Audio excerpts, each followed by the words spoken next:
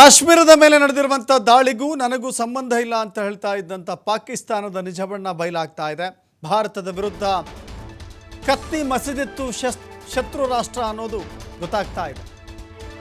ಪಾಕಿಸ್ತಾನದಲ್ಲಿರುವಂಥ ಭಾರತೀಯರಿಗೆ ಈಗ ದೇಶ ಬಿಡಲು ಸೂಚನೆ ಕೊಡ್ತಾ ಇದೆ. 48 ಗಂಟೆಗಳ ಕಾಲ ಗಡುವು ನೀಡಿದೆ ಪಾಕಿಸ್ತಾನ. ಭಾರತೀಯರ ವೀಸಾ ರದ್ದು ಮಾಡಿದೆ. ಪಾಕಿಸ್ತಾನದಿಂದಲೂ ವಾಘಾ ಬಾರ್ಡರ್ ಕ್ಲೋಸ್ ಮಾಡಿದೆ. ಶಿಮ್ಲಾ ಒಪ್ಪಂದವನ್ನು ರದ್ದು ಮಾಡೋದಾಗಿ ಪಾಕಿಸ್ತಾನ ಘೋಷಣೆ ಮಾಡಿದೆ. ಭಾರತವು ಕೂಡ ಅಂಥದ್ದೊಂದು ಖಡಕ್ ತೀರ್ಮಾನವನ್ನು ನಿನ್ನೆಯಷ್ಟೇ ತೆಗೆದುಕೊಂಡಿದೆ. ಸಿಂಧೂ ನದಿಯ ಒಪ್ಪಂದವನ್ನು ರದ್ದುಗೊಳಿಸಿತ್ತು. ಸಾರ್ಕ್ ವೀಸಾ ಕೂಡ ರದ್ದುಗೊಳಿಸಿತ್ತು. ವಾಘಾ ಬಾರ್ಡರ್ನಿಂದ ಪ್ರವೇಶ ಪಡೆಯುವಂಥ ತಪಾಸಣೆಯ ಗೇಟನ್ನು ಕೂಡ ರದ್ದುಗೊಳಿಸಿತ್ತು. ಇದೀಗ ಪಾಕಿಸ್ತಾನದ ಸರದಿ. ಪಾಕಿಸ್ತಾನವು ಕೂಡ ಪಾಕಿಸ್ತಾನದಲ್ಲಿರುವಂಥ ಭಾರತೀಯರನ್ನು ದೇಶ ಬಿಡಲು ಸೂಚನೆ ಕೊಟ್ಟಿದೆ.